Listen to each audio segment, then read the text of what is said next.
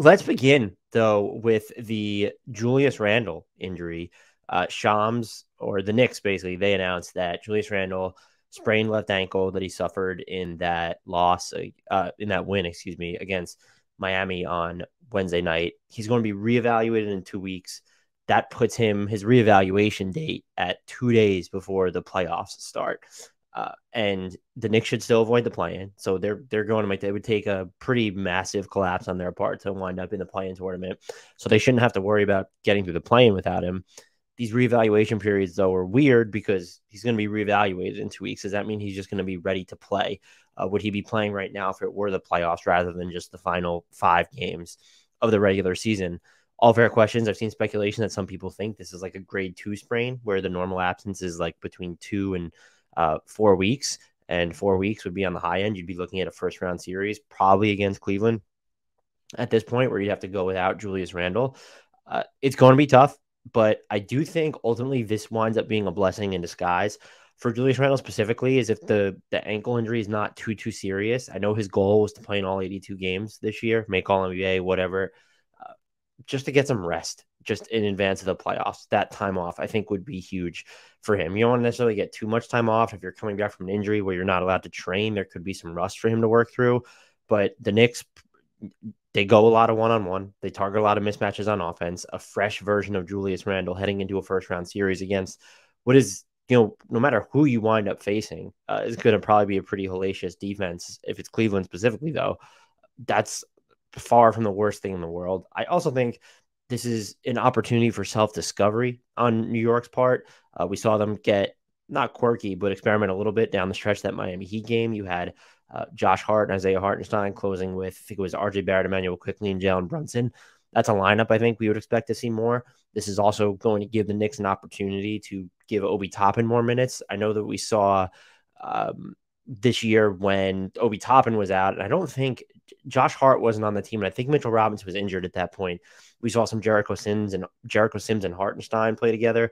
I don't think the Knicks will go that route again with the dual bigs, just because they have the different level of players who are available. Now, look, Josh Hart's in the fold. He has played some 4, and so I would expect to see a lot of Josh Hart, RJ Barrett front courts at this point. The bigger concern, it's not necessarily filling those minutes. It's first and foremost, it's the scoring and even the playmaking from Julius Randle. I think you look at 2 things here. The Knicks half-court offense is going to get, in theory, a lot worse. Their offense is in the 28th percentile when Randle's off the court this season. It is, however, they've won those minutes because they've had on the back of a stronger defensive performance. The other thing is that Jalen Brunson and he have Jalen Brunson has not logged too many minutes without Julius Randle, but the Knicks offense is still pretty good because, Jalen Brunson's been one of the best one-on-one scorers in basketball this year. 550 possessions without Julius Randle Brunson has played. The Knicks offensive rating during that stretch is 123.5. That ranks in the 97th percentile, excuse me. So you know that you can still at least generate efficient offense. I think what it takes, if we're looking at a playoff setting, you want to have the ability to push the pace. And if you go and you look at some of that data, the Knicks are going to run more when Julius Randle's off the court after they get a rebound, after they force a turnover. I think that you need to maybe emphasize that even more if you have Josh Hart and Emmanuel Quickley in the game at the same time, even with Jalen Brunson, rather than trying to slow things down and target mismatches. I do think this is an opportunity for RJ Barrett to stand out. But even with the leap that Emmanuel Quickley has made, it becomes tough to run the Knicks offense in the vein that it normally runs. You don't want any of those guys, I think, going mismatch hunting or going one-on-one as often. I think Emmanuel Quickley is just a better player at this point, and his stop on a dime floaters and just ability to change directions when he's off the dribble, and even having a pull-up jumper in general makes him probably more valuable in the situation. But Barrett's size and strength and ability to get all the way to the basket could make him just as valuable, if not more so, in those types of situations. I just don't think you want to find yourself leaning on them as much. You can certainly lean on Jalen Brunson more to do that because he's been so efficient in those situations. But I think you want to look at trying to, push the pace, especially off of defensive rebounds. And that helps with, I mentioned quickly, if during the minutes that Toppin is going to play. But I do think that it will be a valuable opportunity to sort of see, okay, well, can we get by playing smaller for longer stretches with the Hart and Barrett front court, let's say next to a big, whether it's Hartenstein or Mitchell Robinson. You also get to see what can Obi Toppin do for you. Is he going to be nailing those corner threes at a higher clip, or can you maybe use him as a screener more? Because Julius Randle is so important to the Knicks offense as a screener, especially when Jalen Brunson has the ball. Who comes and steps in and fills that role? Yes, the bigs, Hartenstein, Mitchell Robinson will do more of that, but can you get away with that? Can Josh Hart do more of that? RJ Barrett do more of that? Or like I said, Toppin, since he plays essentially the same position.